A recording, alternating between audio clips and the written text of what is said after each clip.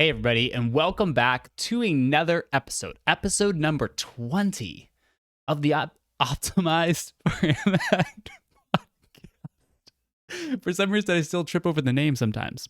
The Optimized for Impact podcast. You're here, you found it, even though I can't say the name correctly. You're listening in, and thank you so much for that. I don't take that for granted.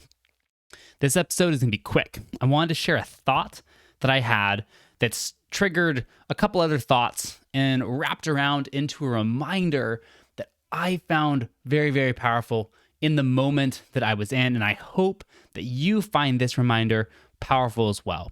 And it deals with making progress when we don't feel like it, when we're frustrated, when things aren't going super well in life, when things are not perfect. It is not ideal. And how do you stay motivated, moving forward, making progress when the wheels are falling apart? I was having one of those moments and I came across the story. And this was a story, a news story, an old one from 2008 about Michael Phelps. Now, for those of you who remember Michael Phelps, I do realize that maybe some people don't necessarily remember who he was anymore. It sounds crazy to me, but Michael Phelps was one of, if not the most decorated Olympic swimmer of all time. In the 2008, I think 2004 Olympics, he set tons of records, like swept the podium basically in every race he was in, got gold on everything. It was one of the most, if not today, one of like the highest, most dominant athletic performances in the recent history, definitely in swimming. Okay. Michael Phelps, badass, awesome swimmer. But here's the thing. In one of his finals in the Olympics, 2008, I believe it was like a 200-meter butterfly, his goggles flooded. So he dives into the water off the starting blocks and immediately his goggles flood. Some seal failure, and he's basically swimming blind at this point. Now, swimmers, you know what that's like. It's horrible when you have water in your goggles. You literally are blind. Can't see anything. I panic a little bit because I feel like I'm drowning, like having water stuck in your eyes. But not Michael Phelps. Here's the thing. He had practiced. He had trained for conditions like this, when things didn't go well, when the wheels fell off. And guess what? He knew how to count his strokes. So by counting his strokes, he knew where he was in the swimming pool. So even though he couldn't see the lines on the bottom, and even though he couldn't see when to make his flip turn and head on back, because he knew how to count his strokes, he knew exactly when to flip, where the wall was. And in that race, he set a world record. Guys, a world record. Swimming blind when everything went wrong. Absolutely insane. And the secret to his success there, which he talked about in interviews later, was that he didn't always practice for perfect conditions. He knew that racing, swimming, was a messy sport. Things didn't always go your way. And so instead of just practicing and hoping that things would be perfect so he could win into the perfect conditions and have the perfect race, he prepared for winning even when it wasn't a perfect race, when things didn't go well and the wheels fell off. And as I read that article, it made me think about being a nutrition coach. Oh my goodness, that's what happens oftentimes with health and nutrition behaviors. Many times, especially diets, most of the diets that you see of here in the news headlines, they rely on perfect conditions and they train you and they force you into getting results only when things are going perfectly. For example, like eat 0 carbs, right? No bread, no fruit, like super high fat, like keto essentially, right? Got to be perfect. No carbs in order to get results. Or 0 refined sugars. They have you like cutting out everything that has sugar in it. So you have to read every label, be super careful. You don't eat food, God forbid, that has sugar put into it.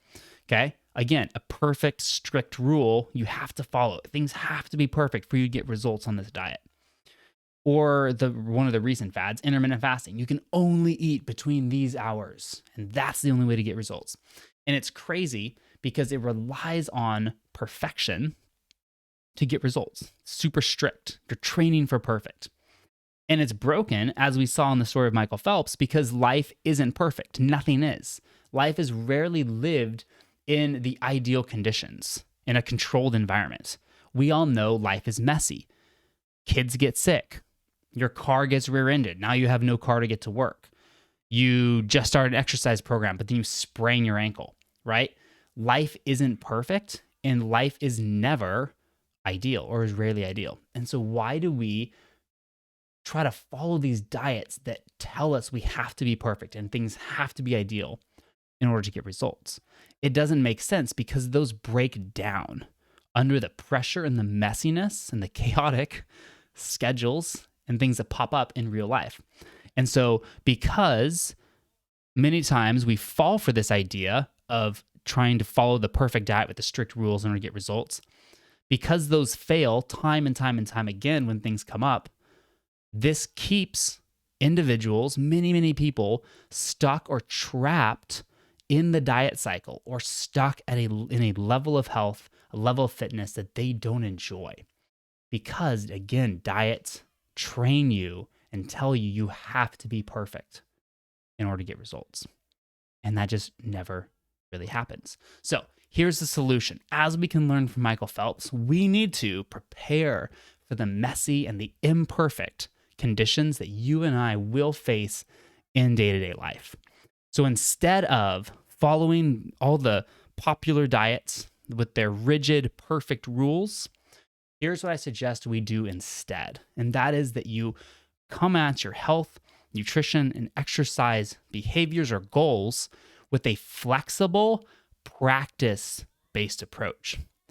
So instead of rules, we're talking about practices and essentially practicing skills.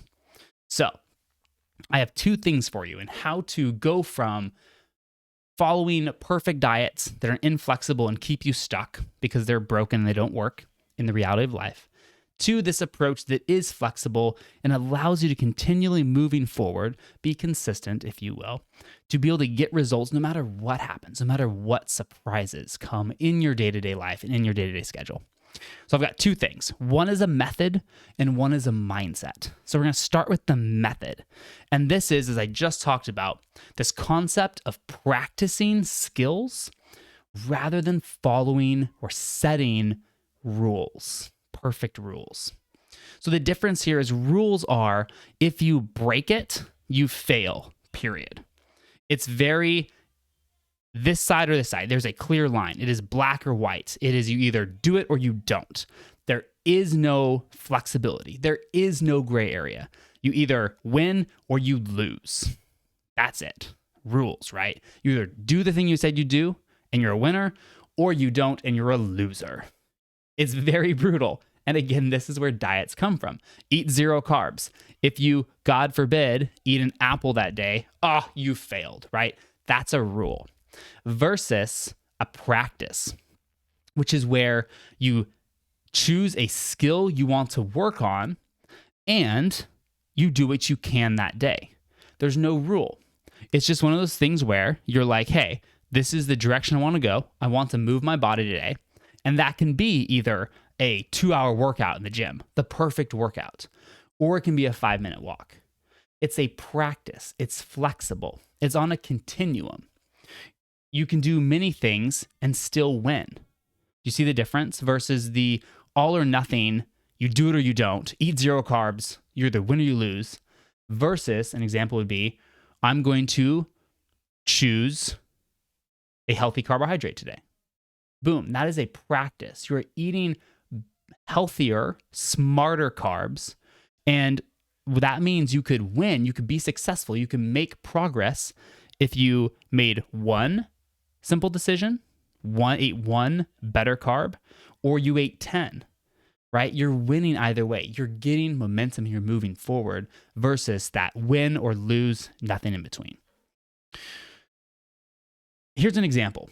This is where this kind of like began to make sense to me of this, like, diets are broken, it's stupid.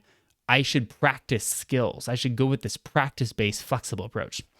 A couple years ago, I traveled to Pakistan for 3 weeks with some friends. It was an incredible expedition in northern Pakistan, up in the mountains.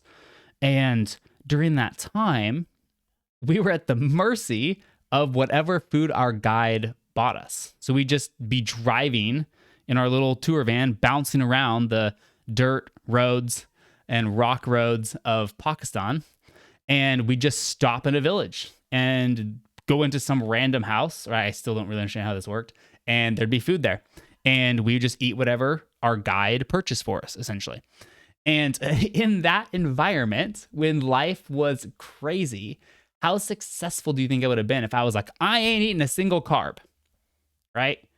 Probably wouldn't have worked because literally I had no control over the food I was getting. However, in a practice approach where I was like, hey, for example, one of the practices that I follow all the time is I am going to eat protein with most meals. That's a very flexible practice. In that case, during that trip to Pakistan, I was wildly successful with every meal because there was usually a protein source. Sometimes there wasn't. At that point, it was like, okay, this is a meal I can eat a protein. So I'll just make the best decisions I can. But when there was a protein source, I would win.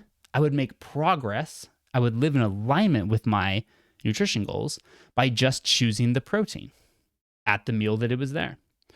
And see, that is super flexible. It is practicing a skill of eating enough protein or eating protein with most meals rather than being like, I have to eat this many grams of protein or I failed today, or I can't eat any carbs today, right? Those super wildly inflexible rules that break down as soon as something like a guide is ordering food for us happens in your life. It could be traveling to your parents for the holidays, right? You may be like, I ain't eating 0 carbs. And then you travel for the holidays and it's like someone makes a meal for you and there's carbs. What are you going to do? Probably eat the meal, right? Most likely. There it broke down. But if your rule was like, hey, I'm just going to again make a smart carbohydrate choice, I will choose the healthier or the whole grain or the less processed carb at least once when I have the opportunity, you could still go into that meal, make the best decision you could that's in alignment with that practice of eating smarter, healthier carbs, and you win. You are moving yourself closer to being a healthy person rather than failing because God forbid you ate carbs, okay? A little bit of an extreme example, but I hope you guys are seeing what I'm getting at here. This is about building momentum versus waiting to take the perfect action. This is baby steps and constantly taking the actions you can versus doing nothing unless it's the perfect thing. And this gets us into the next thing. So we just talked about the one method I had for you, which was practicing skills versus trying to set and follow rigid rules. And this gets us now into the mindset shift, which is embracing this tiny wins mindset. And so what this is this is the idea of doing something, taking a baby step to move yourself closer to the outcome you want from point A to point B and doing whatever it takes, whatever you can do in the moment to take one little step forward rather than sitting and waiting for the perfect moment to come. For example, if you want to get fit and you just sign up for a gym and you're like, I'm going to go to the gym 4 days a week, but then stuff comes up, your kid gets sick and you can't go to the gym. If you were going for that big action of like, I'm going to get into the gym, well, now you can't do it because you're babysitting your kid. Many times people just won't go because they can't.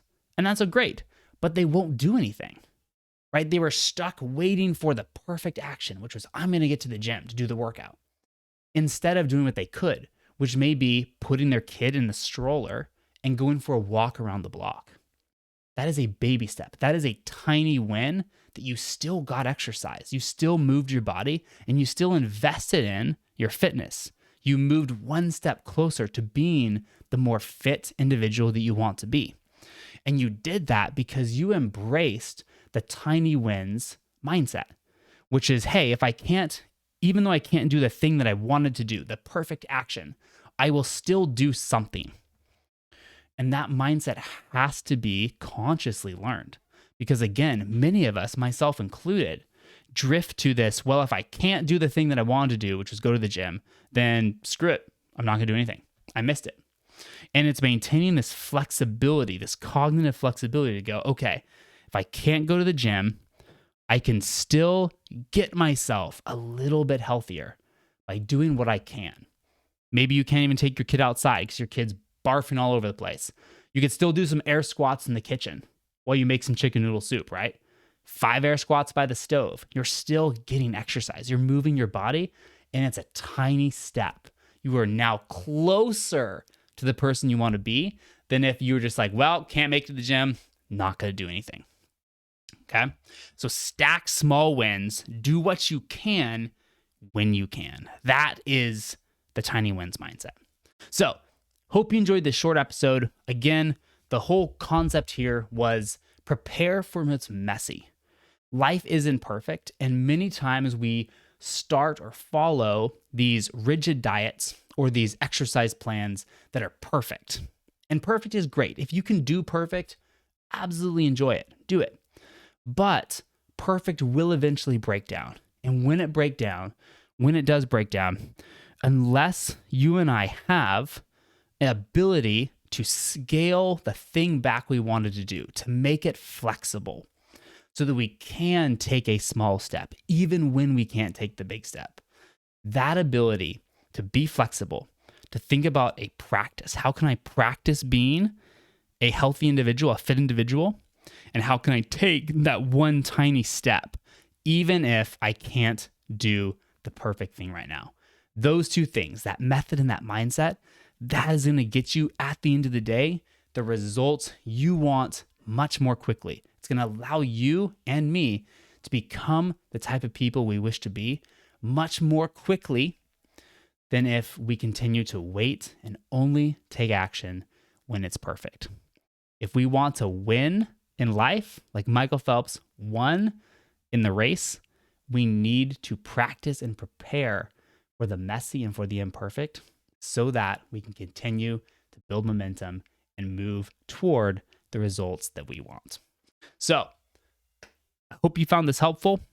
If you want to look at, or if you want some suggestions for practices, little tiny steps you can follow in order to begin to get more healthy, we're talking lose fat, build strength, increase your fitness, feel better, sleep better, have more energy, have more clarity and mental focus. If any of that sounds good to you, then I've got 2 episodes for you that I've already recorded that you can listen to, and those will give you specific ideas about how to put this method and this mindset into play. The first is episode 10. It's called 3 Uncommon Strategic Systems That Get You Leaner, Fitter, and Healthier. And the second is episode 13, which is titled How to Drop 10 to 20 Pounds Without Dieting. Those are excellent episodes and will give you practical, clear steps that you can take to begin to increase your fitness, little tiny steps at a time, even if you don't have the perfect schedule and routine.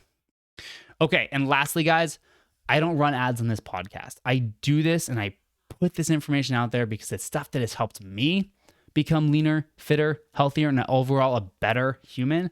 And I want you guys to be able to do just that as well.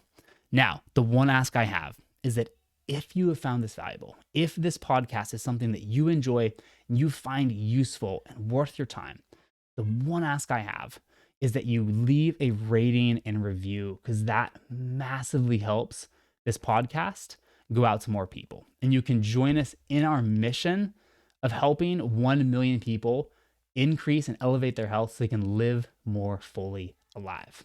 That'd be awesome.